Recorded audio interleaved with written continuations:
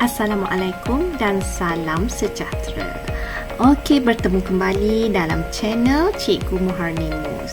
Cikgu harap murid-murid dan rakan-rakan sentiasa sihat walau di mana berada. Okey, jadi pembelajaran hari ini cikgu akan mengajar kamu cara menulis tulisan berangkai. Jom kita mula.